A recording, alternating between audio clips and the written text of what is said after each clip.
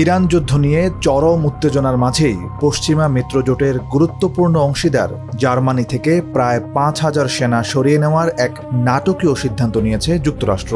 দীর্ঘদিনের পরীক্ষিত মিত্রের এমন সিদ্ধান্তে ইউরোপীয় মিত্ররা কি এখন একা হয়ে পড়বে, নাকি রাশিয়ার চেয়ে চীনের দিকে নজর ঘোরাতেই পরাশক্তি যুক্তরাষ্ট্রের নতুন কোনো কৌশল এটি? এসব প্রশ্নের উত্তর খুঁজতেই ইউরোপ থেকে মার্কিন সেনা প্রত্যাহারের বিস্তারিত প্রভাব ও পরিণতি নিয়ে নিবিড়ভাবে যাচাই বাছাই করছে ন্যাটো। আগামী ৬ থেকে ১২ মাসের মধ্যেই সম্পন্ন হবে পেন্টাগনের এই বিশাল সেনা প্রত্যাহারের প্রক্রিয়া। ২ মে দেওয়া এক আনুষ্ঠানিক বিবৃতিতে ন্যাটো জানিয়েছে, জার্মানিতে মার্কিন বাহিনীর অবস্থান পরিবর্তনের খুঁটিনাটি বুঝতে মিত্রজোট এখন যুক্তরাষ্ট্রের সঙ্গে কাজ করছে।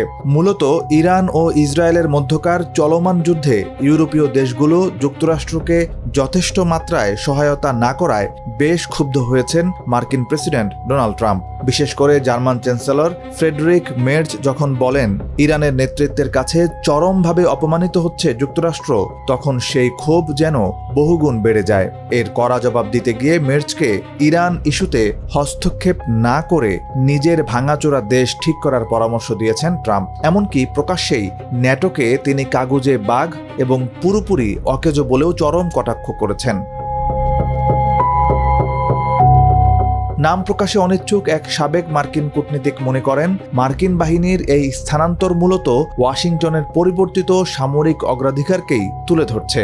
আল জাজিরাকে এই কূটনীতিক বলেন, যুক্তরাষ্ট্র এখন রাশিয়ার চেয়ে চীনকেই অনেক বড় হুমকি মনে করছে। ফলে মার্কিন সেনাদের এখন চীনের কাছাকাছি কোনো অঞ্চলে পাঠানো হতে পারে। এই পদক্ষেপের ফলেই ইউরোপের নিরাপত্তা কাঠামোতে এক দীর্ঘস্থায়ী পরিবর্তন আনতে হচ্ছে, যার চূড়ান্ত রূপ এখনও সবার কাছে অজানা। অন্যদিকে জার্মান প্রতিরক্ষামন্ত্রী বরিস পিস্টোরিয়াস জানিয়েছেন, এমন একটি মার্কিন প্রত্যাহারের আশঙ্কা তারা আগে থেকেই করছিলেন। নিজেদের নিরাপত্তার দায়িত্ব এখন ইউরোপীয়দেরই নিতে হবে, জোর দিয়ে এই মন্তব্য করেন তিনি। সশস্ত্র বাহিনীর সম্প্রসারণ এবং দ্রুত সামরিক সরঞ্জাম সংগ্রহের মাধ্যমে জার্মানি ইতিমধ্যেই সেই সঠিক পথে হাঁটছে। ন্যাটোর মুখপাত্র অ্যালিসন হার্টও ঠিক একই মত পোষণ করেছেন। তিনি মনে করেন, নিজেদের যৌথ নিরাপত্তার স্বার্থে ইউরোপের এখন উচিত প্রতিরক্ষা খাতে আরও বেশি মাত্রায় বিনিয়োগ করা।